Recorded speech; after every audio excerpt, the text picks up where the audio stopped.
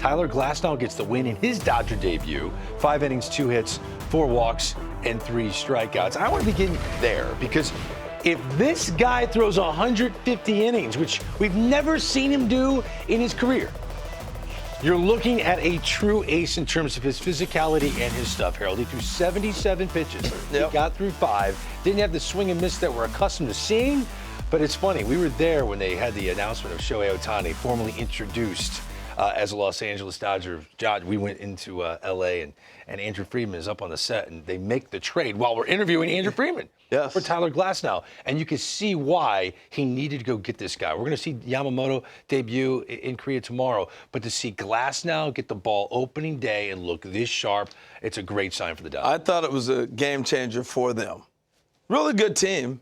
He took them to the next level. Because you don't know when Walker Buehler's coming back, Kershaw, the guys that have been staples for them. But the National League has not seen Tyler Glasnow. And as he goes around the National League and their fans get to see him in person, they're going to see electric stuff. And I thought the Padres did a nice job of going at him and manufacturing, but he was just outstanding. Early in the game, total domination. You look at the nasty slider. He's got the fastball high 90s, 98. He was hitting on the gun. Just everything he had working. And that's what you go get, a guy that has stuff. But I thought the Padres did a nice job of manufacturing. We were talking about this during the game. You were saying that they didn't score runs last year. But when Glasnow's got that slider dipping like that and the movement and everything else and domination, how did you get yourself in a game? I thought he only had one major hiccup, a couple things. I'll go to the third inning. All right, this third inning here, he ends up getting the fly ball to center field that moves the runner up.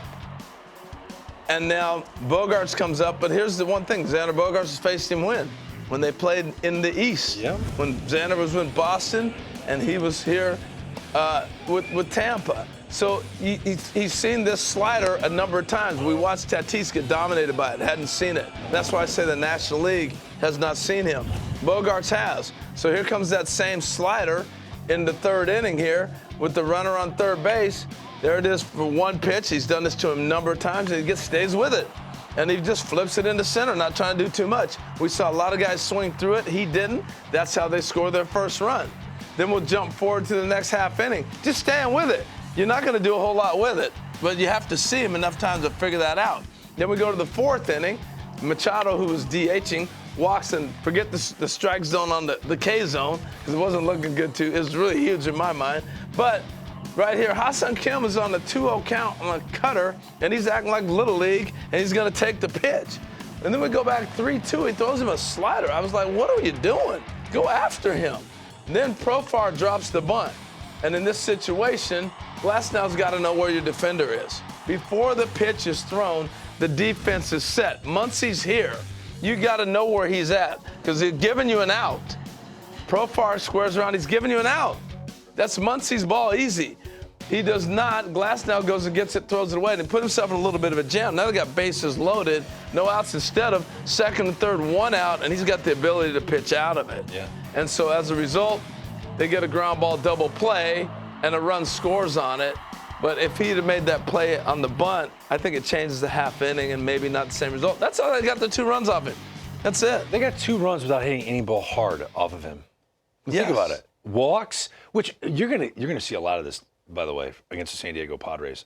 Pitchers navigating around the top of the order. They got to. You got Bogaerts, you got Tatis, you got Machado.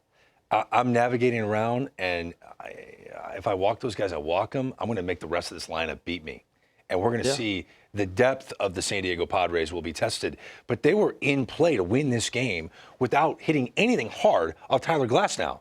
Like, kudos to them for getting runs in with runners at third base with less than 2 outs. They actually did that today. They actually did that, and I think that goes to Mike Schilt. Different mindset, different look at it, different things that they're trying to do. If you don't go back and look at what happened the year before and try to make adjustments, you're doing a disservice to your team. Yeah, they were bad in 1-run games, 9-23, worst in the sport, the San Diego Padres.